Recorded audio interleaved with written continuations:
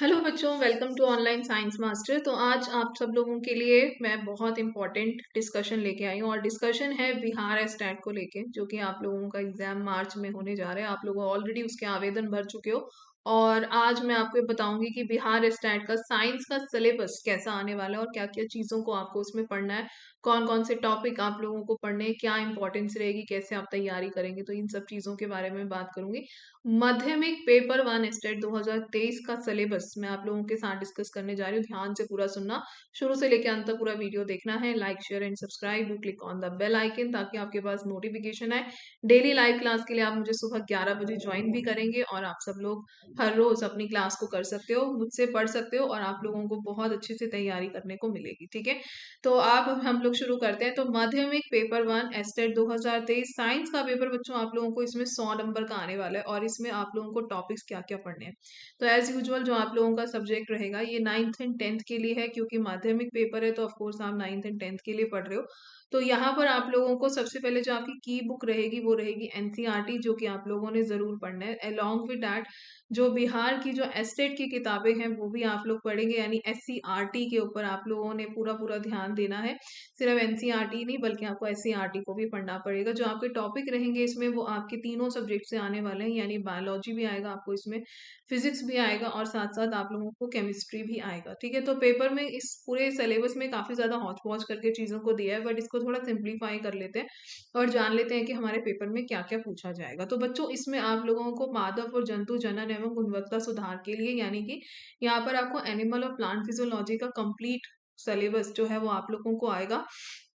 यहाँ पर आप लोगों को अगर आप केमिस्ट्री का टॉपिक देखें तो आप लोगों का वाष्पीकरण, ऊष्मा में अवशोषण, ठोस द्रव्य और गैस विशिष्ट, यानी कि यहाँ पर आप लोगों को स्टेट्स ऑफ मैटर का जो आप लोगों का चैप्टर है, आप लोग क्लास 9th की बुक खोलोगे तो वहाँ आपको स्टेट्स ऑफ मैटर का पूरा पूरा चैप्टर मिल जाएगा। उसके साथ साथ ही सेकंड चैप्टर है वहाँ पे matter around us is pure. तो वो जो दो चैप्टर हैं ये आप लोगों को पढ़ने हैं, जिसमें आप लोगों का काफी ज्यादा पेपर जो है वो आप लोगों का कवर हो जाएगा। इसके अलावा यहाँ पर आप लोगों को देखो विस्तार में भी दे दिया है कि तत्व, यौगिक और मिश्रण, समांगी विषमांगी मिश्रण, आइसोटोप्स, आइसोपार, परमाणुओं के बारे में, यानी कि एटम्स एंड मॉलिक्यूल्स जो आप लोगों का चैप्टर रहेगा फॉर केमिस्ट्री वो आप लोगों ने पढ़ना है। ठीक है, पूरे पूरे चैप्टर पढ़ने हैं, आप इसमें कुछ भी नहीं छोड़ सकते। स्ट्रक्चर ऑफ एटम भी आप लोगों को इसमें पढ़ना पड़ेगा। इसके अलावा आप लोग और क्या क्या चीजें पढ़ेंगे यहाँ पर, अगर जंतुओं और पौधों के बारे में, उनकी विविधता के बारे में बात की जाए तो एक चैप्टर का नाम है that is diversity in living organisms. ये भी आप लोगों को मिल जाएगा बुक्स के अंदर और मैं आप लोगों को ये सारे टॉपिक्स बकायदा पढ़ाऊंगी भी, यहाँ पर हम लोग चैनल पे पढ़ेंगे। तो डाइवर्सिटी इन लिविंग ऑर्गेनिजम्स जो है ये टॉपिक आप लोगों को मिल जाएगा, जिसके अंदर आप लोगों को सारे कंप्लीट 5 किंगडम क्लासिफिकेशन आप लोगों को पढ़ना है। पूरे पांचों के पांचों जो जगत है उनके बारे में हम लोग पढ़ेंगे और उनके फाइलम और सारी डिटेल्स हम लोग पढ़ने वाले हैं।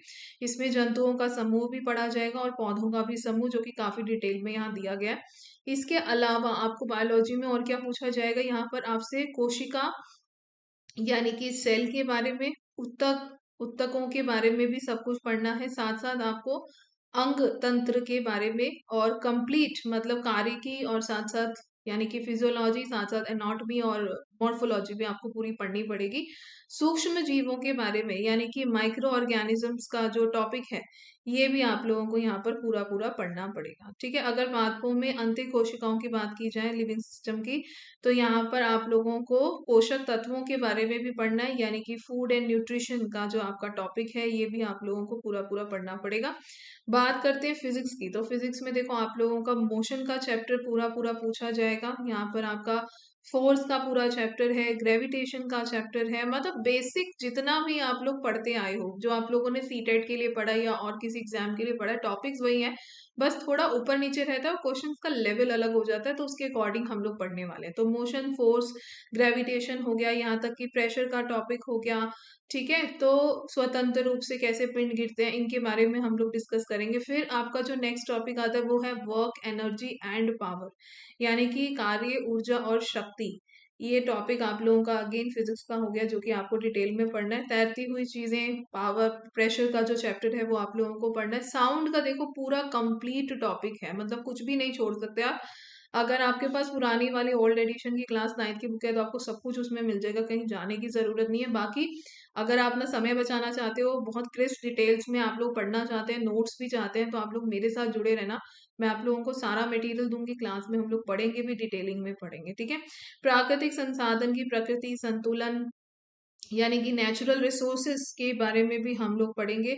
नेचुरल रिसोर्सेज भी है और इसमें आप लोगों को मैं बता दूं, नेचुरल फिनोमिना जो आपका चैप्टर है प्राकृतिक आपदाएं, वो टॉपिक भी आप लोगों को इसमें पढ़ना पड़ेगा। इसमें आप लोगों को सभी तरह के रासायनिक चक्र, जल चक्र हो गया, ऑक्सीजन चक्र है, कार्बन चक्र है, नाइट्रोजन चक्रण है, मतलब जैव भू जो भी रासायनिक चक्रण है सब पढ़ने हैं। प्रदूषण के बारे में बहुत ही बेसिक चीजें हैं, लेकिन काफी आपके नंबर बना भी सकते हो, नंबर इसमें कट भी जाते हैं, ठीक है, अगर आप डिटेल में ना पढ़ो तो। इसके अलावा आपको एसिड्स, बेसिस एंड सॉल्ट्स का पूरा चैप्टर आप लोगों का आएगा, जो कि केमिस्ट्री में आप लोगों का है। रासायनिक प्रतिक्रियाओं के बारे में सब सब टाइप्स ऑफ केमिकल रिएक्शंस, ये भी सब आप लोगों को पढ़ना है। मेटलर्जी अक्सर बच्चे छोड़ देते हैं क्योंकि कहते हैं समझ में नहीं आती, लेकिन सबसे आसान टॉपिक है और मैं जब मुझसे जब पढ़ोगे तो चीजें और आसान हो जाएंगी, ठीक है। अलॉन्ग विद डैट आप लोगों को hydrocarbons, carbon and its compound से क्लास 10th की बुक में दे रखा है, उतना पढ़ना है, उससे ज्यादा आपको 9th 10th के लिए ज्यादा पढ़ने की जरूरत नहीं है। आगे बढ़े अगर हम लोग, तो तत्वों का वर्गीकरण, यानी कि यहाँ पर आपका पीरियोडिक टेबल आ जाता है, जो कि हम लोग पढ़ेंगे ऑफ कोर्स, लेकिन आपको क्लास 10th की बुक में अभी नहीं मिलेगा, ओल्ड एडिशन में आपको मिल जाएगा। हमारा पर्यावरण, पर्यावरण की समस्याएं, हम क्या करते हैं, जैव विघटन हो गया, अविकसित ओजोन क्षरण है, ये सारी चीजें हो गई, ठीक है। यहाँ पे आपको पूरा एनिमल फिजियोलॉजी भी पढ़ना है, जिसमें आपका पूरा कंप्लीट आ जाता है, जैसे कि डाइजेस्टिव सिस्टम है, रेस्पिरेटरी सिस्टम है, ये सब के सब टॉपिक्स आपको पढ़ने हैं। और मोटा मोटा अगर हम लोग पकड़े तो आपको मैग्नेटिज्म का चैप्टर है, ठीक है। यहाँ पर आपका इलेक्ट्रिसिटी वाला चैप्टर है, तो ये सारे चैप्टर्स भी आप लोगों को कवर करने, ये दोनों आपका फिजिक्स का पार्ट हो जाते हैं, ठीक है। तो अगर आप देख पा रहे हो तो यहाँ पर ऐसा कुछ भी नहीं है टॉपिक जो कि आपका छूट रहा हो। आपको कंप्लीट क्लास 9th और कंप्लीट क्लास 10th का सिलेबस आप लोगों को पढ़ना होगा। आप इसमें से एक भी सिंगल टॉपिक भी आप नहीं छोड़ पाओगे। तो ये आप लोगों को अपने दिमाग में रखना है कि आप बहुत अच्छे से और ध्यान से सारे चैप्टर्स को पढ़ें, ठीक है। कोई भी अगर आपको विस्तृत जानकारी चाहिए, do writers in the comment section also, हम लोग आपको पूरी हेल्प करेंगे, ठीक है। नीचे अगर आप और जाते हो तो यहाँ पर syllabus of art and teaching, ये आपका टॉपिक रहेगा जो कि आप लोगों को पढ़ना है, ठीक है। इसमें भी आप लोगों का एस्टेट का 100 नंबर का तो आपका मेन हो गया, और बाकी का आपका ये पार्ट आ जाता है जिसमें आपका 50 नंबर हो जाता है। तो टोटल मिला के 150 नंबर का पेपर है, 150 मिनट मिलेंगे इसमें आपको, कोई नेगेटिव मार्किंग नहीं है, तो अच्छे से तैयारी की जा सकती है। 50 नंबर को दो भागों में बांटा है, art of skill and other skills में, जो कि आप लोग पढ़ते हो इन CDP ऑल्सो, ठीक है।